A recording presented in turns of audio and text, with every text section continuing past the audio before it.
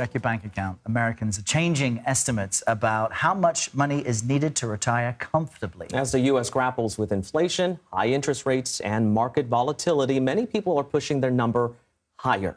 A new survey reveals Americans believe they will need, get this, at least $1.8 million to retire. I don't have it. That's up from just 1 year prior. So what happens to coworkers when the magic number keeps growing farther out of reach? Medora Lee is a money and personal finance lawyer for USA Today. She joins us now. I have a feeling the number that we just saw explains why these lotteries keep getting bigger and bigger and more people keep gambling, because it's tough out there. Talk to us about how big the gap is between that $1.8 million folks need and the average that people have saved up by now. Yeah, that's for sure. When Schwab asked 1,000 people what they thought they were going to need to retire comfortably, they said $1.8 million. That's astounding to me too.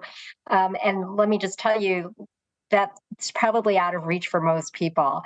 The retirement income or retirement savings that people had last year, according to Vanguard, averaged about 113,000. Wow. That includes people who, might be young and just starting out as well. But then when you take a look at the people who are of retirement age, 65 and over, the average retirement savings jumped a little bit, 233,000 last year, but that's still far from 1.8 million, I'd say.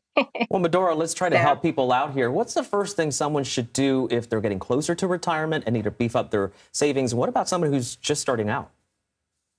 So for someone who's close to retirement, we have a little bit of a blessing. If you're 50 and up, you can do catch-up contributions. Last year, because inflation was so high, so every year these are adjusted for inflation. And last year, because inflation was so high, there was a huge jump in the contribution and the catch-up contribution. You could add up to additional $7,500 a year for your 401k plan. So if you could take advantage of that, that would be great. Also, continue always maximizing your employer match.